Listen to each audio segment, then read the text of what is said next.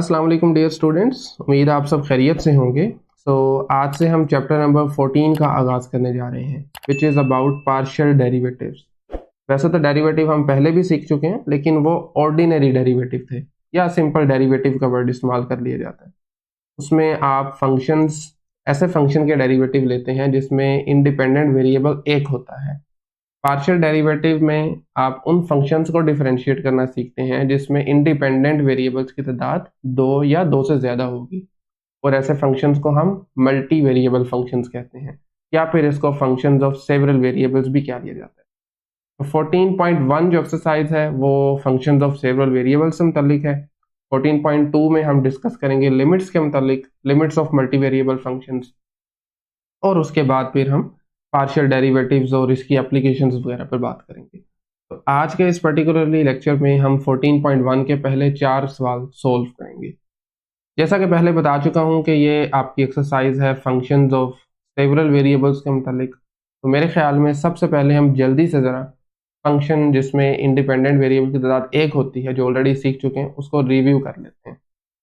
Functions को लिखने का तरीका है y is equal to F of X. Standard way हम आमतौर पर इस्तेमाल करते हैं।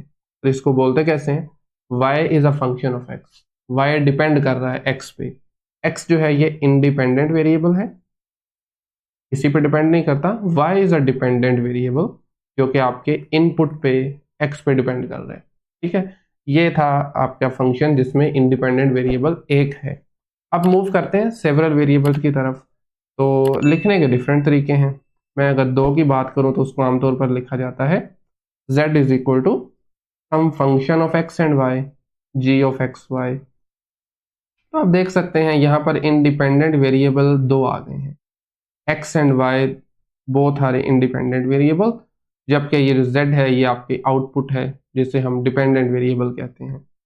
तो ऐसे फंक्शंस जिसमें इंडिपेंडेंट वेरिएबल्स दो या दो से ज़्यादा आ जाएं तो इन्हें हम फंक्शंस ऑफ सेवरल वेरिएबल्स या फिर मल्टी वेरिएबल फंक्शन बोलते हैं। ठीक है, डेफिनेशन भी ऑलरेडी लिख रखी है उसने, तो ये थोड़ी सी जनरलाइज डेफिनेशन है। उसने एक फंक्शन लिया हुआ है w, जो कि n वेरिएबल्स का फंक्शन है, x1 x2 up till xn। तो मैंने पर्टिकुलरली दो की बात की थी, इन जनरल आप n ले सकते हैं, और ये सारे के सारे इनपुट्स हैं। ऑफ कोर्स अगर आप इनको विजुलाइज करना चाहते हैं, देखना चाहते हैं, तो आप यहाँ तक देख सकते हैं, basically z is equal to G of X Y तक। इससे ज़्यादा को हम डिस्कस तो कर सकते हैं, बट उनकी ज्योमेट्री को एज सच देखा नहीं जा सकता। ठीक है, और बाकी आप ये पढ़ लीजिएगा, वही बातें जो मैंने आपको ऑलरेडी बता रखी हैं। ये सारी वैल्यूज़ जो हैं ये डोमेन वैल्यूज़ कहलाएंगी। देन x1 से xn, ये n टपल्स इनको बोल सकते हैं आप। ठीक है, और इसी के साथ ये जो w होगी ये आउटपुट होगी, जिसे आप रेंज कह देंगे। ठीक है, ओके हो गया। अब थोड़ा सा इसकी ज्योमेट्री पे अब आ जाते हैं। आप जानते होंगे इससे पहले भी हम कई मरतबा बात कर चुके हैं, बल्कि देख चुके हैं अपने कार्टेशियन कोऑर्डिनेट सिस्टम को, बट वो था दो वेरिएबल्स के लिए। अभी हम डिस्कस करने जा रहे हैं तीन वेरिएबल्स में, थ्री डिमेंशनल सिस्टम होगा ये। तो जस्ट इमेजिन कि ये आपका है X axis, this line is Y axis, और ये जो आपको वर्टिकली नजर आ रही है इसको हम जेड एक्सिस बोल देते हैं। ठीक है, तो जैसा कि मैंने अभी ऊपर फंक्शन लिखा था z is equal to F of X Y, उसको ज़रा हम थोड़ा सा देखने की कोशिश करते हैं कि इसका मतलब क्या है ज्योमेट्रिकली। अब x और y बता चुका हूँ कि ये आपके पास इनपुट्स हैं, इंडिपेंडेंट वेरिएबल्स हैं। तो अगर आप इसमें प्लेन के अंदर देखें तो ये आपका प्लेन बनता है एक्स वाई प्लेन। और थोड़ा सा अगर विजुलाइज करने की कोशिश करें तो दरअसल ये ग्राउंड है, सरफेस आ रही है ना नीचे, ज़मीन आप समझ लें, ऐसे ही है। ये देखिए जी, अब शायद ज़्यादा ये क्लियर हो जाना चाहिए। तो दरअसल यूँ समझें कि ये नीचे ग्राउंड है, यहाँ पर जितने भी ये पॉइंट्स पड़े हुए हैं टू डिमेंशनल, मतलब दो पेयर्स होंगे ना, एक्स और वाई, एक्स कोमा वाई आएंगे, किसी भी एक रैंडम को आप एक्स वाई कह सकते हैं, ये इनपुट्स हैं। और ये जो वर्टिकल जेड एक्सिस है ये आपके पास स्पेस के अंदर है, वर्टिकली है। तो हर इनपुट के लिए आपके पास कोई ना कोई आउटपुट आएगा, और उनको मिलाने से आपके पास कोई ना कोई एक, क्या कहना चाहिए मुझे, 3D शेप आ जाएगी, सरफेस कह लें। ठीक है, तो ये इस तरीके से फंक्शंस ऑफ सेवरल वेरिएबल्स हमारा काम कर रहा होता है, राइट। तो मुझे लगता है कि ये चीज़ अंडरस्टैंडिंग हो जानी चाहिए इसकी, कि ये किस तरीके से ज्योमेट्री क्या है इनकी। नीचे ज़मीन है, ग्राउंड है, वहाँ से सारे ये इनपुट्स होंगे, ज़ाहिर बात है इनफाइनाइट होंगे, और ये अलोंग जेड एक्सिस आपकी आउटपुट वैल्यूज आएंगी। यूँ आपकी डिफरेंट टाइप्स की सर्फेसिस बनेंगी। थोड़ा सा मज़ीद अगर इसको हम सेपरेटली देखें, तो अगर आप इस फिगर को समझने की कोशिश करें, उसने क्या किया हुआ है, ये एक्स वाई एक्सिस को अलहदा लिया हुआ है, और ये जो जेड वैल्यूज़ हैं इनको उसने सेपरेटली लिया हुआ है, वर्टिकल एक्सिस को। आपके यहाँ से इनपुट्स होंगे और ये जेड एक्सिस पे जा रहे होंगे, ठीक है। कोई पॉइंट जेड एक्सिस पे हो सकता है, अदर देन जेड एक्सिस भी हो सकता है, मतलब स्पेस के अंदर, राइट। तो इस तरीके से ये ज्योमेट्री इसकी काम करती है। ये एक्स वाई एक्सिस से एक्स वाई पॉइंट लिया, उसके मुताबिक फंक्शन की value F of X Y आ गई। ए बी लिया, फंक्शन की वैल्यू आपके पास ये एफ ऑफ ए बी आ गई। कोई और पॉइंट लिया, उसके मुताबिक कोई और वैल्यू आ गई। ये डिपेंड करता है आपका फंक्शन क्या है, ठीक है। तो आज बेसिकली हम यही काम करने वाले हैं। तो देखें 14.1 के पहले जो 4 सवाल हैं उसमें आपने फंक्शंस को अवेल्यूएट करना है डिफरेंट पॉइंट्स पर, राइट। स्पेसिफिक वैल्यू पर आपने उसकी वैल्यू फाइंड करनी है। जैसा कि इसके अगर आप फर्स्ट पार्ट में देखें तो F of X Y basically given है X square plus X Y cube. तो पहले पार्ट में आपको 0 0 पे फंक्शन की वैल्यू फाइंड करनी है। तो जस्ट आपको एक्स और वाई को रिप्लेस करना है 0 0 से, क्योंकि पहली वैल्यू एक्स को रिप्रेजेंट करती है, दूसरी वाई को करती है। तो it would be then 0 square plus 0 multiply 0 cube. सारा कुछ 0 है तो आंसर 0 आ जाएगा, सिंपल, ठीक है। फंक्शन भी इसमें 0 आ रहा है, यानी इसका मतलब ये हुआ कि ये ओरिजिन बनेगा, दिस पॉइंट एक्स वाई भी 0 है, जेड भी 0 आ गया, तो ये ओरिजिन से पास करेगा। खैर 14.2 पे सॉरी 14.2 नहीं है, 1 के बी पार्ट पे आ जाए, जिसमें हमारा जो पॉइंट है दैट इज एफ ऑफ -1, 1। अच्छा, थोड़ा सा मैं डायरेक्टली चीज़ों को कर रहा हूँ, अगर पेपर में आपको आता है तो आप एक मरतबा फंक्शन लिख लें, उसके बाद नीचे एक लाइन लिख लें, substitute X is equal to -1 and Y is equal to 1। तो मेरे ख्याल में थोड़ा सा ज़रा सेंस बन जाती है क्वेश्चन की। बट मेरा मकसद ये है कि आपको चीज़ों का एक आइडिया एटलीस्ट क्लियर हो, ठीक है। बाकी करना किस तरीके से है वो ज़ाहिर बात, आप इस लेवल पे आए हैं तो आपको चीज़ों का आइडिया होगा कि किस तरीके से इसको लेके चलना है। एनीवेज, तो ये बनेगा -1 स्क्वायर प्लस -1 मल्टीप्लाई 1 क्यूब।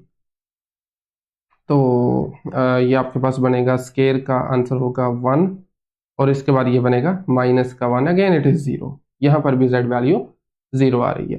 थोड़ा सा अगर मैं आपको ये दिखाना चाहूँ, x-1 और y1 जो है वो x-1 होगा इसके ऑपोजिट डायरेक्शन में, समवेयर एट दिस पॉइंट, और y1 यहाँ पर होगा, ठीक है। और यहाँ पर y की जो z की वैल्यू आ रही है वो एग्जैक्टली यही आ रही है। एक मिनट, ये पॉइंट एग्जैक्ट नहीं है, मैं आपको थोड़ा सा मज़ीद इसको दिखाना चाहूँगा कुछ इस तरह से। यस, मतलब इसी सरफेस ग्राउंड के ऊपर ही वैल्यू आ रही है, 0 का यही मतलब है ना, ग्राउंड के ऊपर आ रही है। खैर ये क्वेश्चन का पार्ट नहीं है, जस्ट आपकी अंडरस्टैंडिंग के लिए, परेशान नहीं होना इससे आपने। अच्छा जी, सी पार्ट में आ जाएं, एफ ऑफ 2, 3 को देख लेते हैं। एक मिनट सर, एफ ऑफ 2, 3 यानी x2 है और y3 है, तो ये फंक्शन था एक्स स्क्वायर 2 आ गया, प्लस x और y क्यूब है 3 क्यूब। तो ये बनेगा 4 प्लस 2 टाइम्स 3 क्यूब। 3 क्यूब क्या होता है जी, 27 होता है आई गेस। यस, 27 को 2 से मल्टीप्लाई करें तो ये 54 आ जाएगा, and 54 plus 4 is 58। So that's Z value, output है ये आपका, ठीक है जी। ओके, इसी तरीके से डी पार्ट में देखें तो हमें -3 -2 पे एवेल्यूएट करना है फंक्शन को। Solution of part 4, F of -3 -2, तो ये आ जाएगा -3 का square plus -3 and then -2 cube. एक बार देख लें दोबारा से, -3 एंड -2 क्यूब है, बिल्कुल ठीक है। तो -3 square would be 9 minus 3 times -8, negative and negative, yes, it would be 24 and then 9 plus 24, which is I think equal to 33, अगर मैं गलत नहीं हूँ तो। yes, it is 33, so that's z value। ये था क्वेश्चन नंबर 1। सॉरी, ये आपके 2 3 4 नहीं है, ये सी पार्ट है, and this one is D part. Okay, इसको भी आप क्लियर कर देना। वेल, नेक्स्ट क्वेश्चन नंबर 2 में देखें, अगेन दो इंडिपेंडेंट वेरिएबल्स हैं, एक ट्रिग्नोमेट्रिक फंक्शन गिवन है। ए पार्ट में आपको एवेल्यूएट करना है फंक्शन को एट 2, π/6। तो ये आपके पास आ जाएगा जी साइन 2 मल्टीप्लाई π/6, राइट। और ये डिवाइड करेंगे तो अल्टीमेटली साइन π/3 आ जाएगा। डिग्रीज में अगर आप देखना चाहें तो 60 डिग्रीज है। Basically this is equal to k√3/2, कुछ इस तरह से। That's it. लीजिए जी नेक्स्ट बी पार्ट में -3, -3 सॉरी एंड π/12 है। Solution of B, f of -3 along with π/12, sorry it is π/12, oh alright, okay, तो साइन एक्स वाई है ना साइन एक्स वाई है तो जस्ट प्रोडक्ट आ जाएगा दोनों का, -3 टाइम्स π/12, 3 और 12 आपस में कैंसिल हो जाएंगे, so it would be then sine -π/4। Sine एक ओड फंक्शन है तो ये माइनस बाहर आ जाएगा, साथ में साइन π/4 विच इज √2/2, या 1/√2 भी लिख सकते हैं, but that's the answer. Similarly C part में फंक्शन आपको एवेल्यूएट करना है at π, 1/4, it would be again sin π multiply 1/4, जिसको आप सिंपल π/4 लिख सकते हैं। 45 डिग्रीज होगा ये, और सेम वैल्यू क्योंकि बी पार्ट में थी, बट पॉजिटिव है of course, k√2/2, right. And so finally इसका जो डी पार्ट है उसमें आपको वैल्यूएट करना है -π/2 -7, यस, f of -π/2 और -7। जस्ट प्रोडक्ट सबसे पहले एंगल के अंदर, -2 टाइम्स ये किधर से आ गया, सॉरी -2 नहीं है, -π/2 टाइम्स -7। सिंप्लीफाई करने के बाद ये बन जाएगा 7π/2। तो क्या आंसर होगा इसका, 7π/2। ऑल्दो हम जानते हैं कि it's not a special angle, तो हमें इसको थोड़ा ब्रेक करना पड़ेगा। एक मिनट ज़रा, क्या ख्याल है अगर मैं इसको लिख सकूं 3π + π/2, इज इट ओके? 3π + π/2, अल्टीमेटली ये 7π/2 ही बनेगा। 3π में अगर आप एक ऐड करते हैं तो ये थर्ड क्वाड्रेंट आ रहा है, अगर मैं गलत नहीं हूं तो। ये देखें ना, ये आपका कार्टेशियन कोऑर्डिनेट सिस्टम है अगर, तो 3π होगा आपके पास इस जगह पर, negative side of Y axis. Add करेंगे तो ये थर्ड क्वाड्रेंट बनेगा, और थर्ड में हम जानते हैं साइन नेगेटिव होता है, तो ये बनेगा -sin π/2, और साइन π/2 पर आंसर 1 देता है, so it would be then -1। तो that's the value. All right, 3 का ए पार्ट, यहाँ पर फंक्शन चेंज हो गए हैं, और फंक्शंस आपके हैं 3 वेरिएबल्स में, तीनों ये आपके इनपुट्स हैं x, y और z। नोटेशन से कंफ्यूज नहीं होना, बस आपने देखना है कि f फंक्शन डिपेंड किन पे कर रहा है, वो इनपुट्स होंगे। फर्स्ट पार्ट में you need to evaluate at 3, -1 and 2।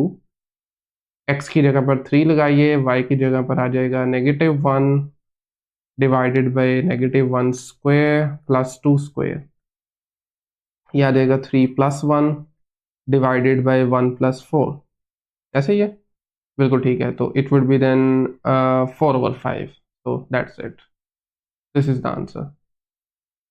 इसी तरीके से बी पार्ट को अगर आप देखें तो 1 है, 1/2 है, और -1/4 है। f of 1 then 1/2 -1/4, फंक्शन आपका है x - y, तो ये बनेगा 1 - 1/2 डिवाइडेड बाय, आई थिंक ये y का स्क्वायर है अगर मैं गलत नहीं हूँ तो, यस, y² + z², तो 1/2 स्क्वायर प्लस 1/4 स्क्वायर। देखें न्यूमरेटर में तो सीधा सीधा 1 में से हाफ माइनस करें, हाफ बचता है, सिंपल, डिवाइडेड बाय 1/4 प्लस 1/16। अब आप यूं कीजिए कि डिनोमिनेटर न्यूमरेटर को ना 16 से मल्टीप्लाई करें, ऊपर भी और नीचे भी। चले मैं कर देता हूँ ये एक step extra, just to get rid of this denominator, right? 16 multiply 1/2 divided by 16 times 1/4 plus 1/16, right? 1/16 आ जाएगा। जब आप इसको मल्टीप्लाई करेंगे तो ये 2 times 16 would be 8, 4 को 16 से करें तो 4 आता है, 16 और 16 करें तो 1 बनेगा, so it would be then 8/5. That's the B part. Similarly, next आपके पास है जी 0 -1/3 और 0. Solution of C, f of 0 -1/3 and then again 0. तो ये था आपके पास x minus y in the numerator and denominator में था y square plus z square. तो -1/3 square plus 0 square. सिंप्लीफाई करेंगे तो ऊपर आ जाएगा 1/3, जबकि नीचे बनेगा 1/9 और ये बनेगा 9/3 then, and it is then equals to 3. so that's it. D part है ये. D में we need to evaluate at 2, 2 and 100. 2, 2 and 100 final part है इसका ये. so f of 2, 2, 100 यानी x भी 2 है, y भी 2 है और z वैल्यू 100 है, तो इट वुड बी 2 - 2. मैं दोबारा से इसको कंफर्म कर लूँ, हमारा न्यूमरेटर जो है वो x - y है, yes, divided by y square plus z square. तो y square is 2, I mean 2 square, z square is 100 square. नीचे जो भी आंसर आ जाए, बाय द वे ये बनेगा 4 + 10,000, क्योंकि न्यूमरेटर 0 है तो इसकी वजह से आपका ये आंसर भी 0 आ जाएगा. That's the D part. Next question number देखिए, फाइनली लास्ट क्वेश्चन है, थोड़ा सा दिखने में कॉम्प्लिकेटेड भी लग रहा है बट लेट्स ट्राई. तो ए पार्ट में हमें f of 0, 0 लेना है. मुझे 1 मिनट दें, हम इसका कलर चेंज कर लें पहले. तो लीजिए, तो f of 0, 0, 0 यानी x, y और z तीनों 0 हैं, तो ये आपके पास बनेगा 49 - 0 square -0 square -0 square, which is equal to square root 49 and that's equal to 7. This is part A. Next we need to evaluate sorry, f of 2 - 3 and then 6. इसमें hopes हो कि आपको कैलकुलेटर वगैरह की भी ज़रूरत पड़ेगी. 2 - 3 6 है, तो it would be 49 - 2 square minus -3 square minus 6 square. So 49 - 4 minus 9 minus 36. तो आई थिंक ये भी 49 ही बनता है. Yes, it's going to be 49 - 49. Exactly it is 49 basically. तो यस, आंसर 0 आ जाएगा. Okay, and then D part में वी हैव -1, 2, 3. सी पार्ट है, सॉरी, -1, 2 एंड देन 3. तो ये बनेगा square root 49 -1 square -2 square -3 square, and then it would be 49 - 1 -4 -9. और इसको जब आप करेंगे सोल्व तो ये बनेगा 9, 4 और 1 बनता है 14. 49 में से 14 अगर आप सब्ट्रैक्ट करते हैं सो it would B 35. Yes, it is 35. So scale 35 is the answer. ठीक है, दोबारा अगर इसको देखें तो ये 1, 4, ठीक है. Okay, and then finally last part है, लास्ट क्वेश्चन का आज के लेक्चर में. 4/√2, 5/√2 और 6/√2 है जी. डी पार्ट,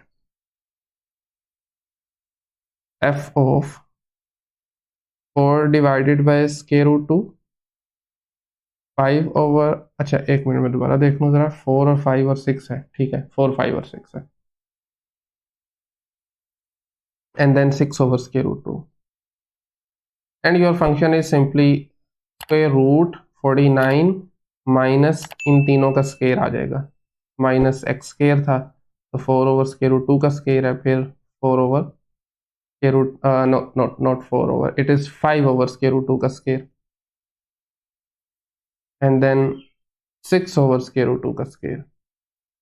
ठीक है, नहीं जी, इसको अब आपने करना है एवेल्यूएट। तो ओके, दैट्स फाइन। ठीक है जी, तो जब आप इसको स्क्वायर रूट मतलब इसका करेंगे एवेल्यूएट, तो ये आपके पास बनेगा 49, सॉरी एक मिनट जरा, 49 minus 16 over 2, 25 over 2, and then 36 over 2। ठीक है, अब देखें चूंकि आपके पास ना इसमें डिनोमिनेटर सबका सेम आ रहा है, आप न्यूमिनेटर को ऐड कर सकते हैं सिंपल। तो ये 16, 25 को और क्या कहते हैं 36 को ऐड कर दें। अच्छा जी, इसके लिए आप कैलकुलेटर वगैरह का इस्तेमाल भी कर सकते हैं। बाय द वे 16 प्लस 25 करेंगे तो 41 बनेगा, और उसमें 36 अगर हम ऐड करें plus 36, it would B 77 divided by 2। 2 आपका है एलसीएम डिनोमिनेटर में, तो ये बन जाएगा 49 मल्टीप्लाई 2 होता है 98 माइनस 77 डिवाइडेड बाई 2। तो 98 में से जब आप करेंगे माइनस 77 को, तो ये 21 बनेगा। तो that's the answer, square root 21 divided by 2। नहीं जी, ये है फंक्शन की वैल्यू डी पार्ट में। तो मेरे ख्याल में काफ़ी है आज के इस लेसन के लिए, इतना ही। नेक्स्ट लेक्चर में हम क्वेश्चन नंबर 5 से स्टार्ट करेंगे, जिसमें हम डोमेन फाइंड करना सीखेंगे और उसके साथ उसको स्केच करना भी सीखेंगे मल्टी वेरिएबल फंक्शंस के, खास तौर पर दो जब आपके पास इंडिपेंडेंट वेरिएबल हों उस केस में। तो आज के लेक्चर में अगर कहीं से भी कोई क्वेश्चन क्यूरी हो तो आप कमेंट सेक्शन में पूछ सकते हैं, अदरवाइज मिलते हैं नेक्स्ट लेक्चर में। तब तक के लिए अल्लाह हाफिज।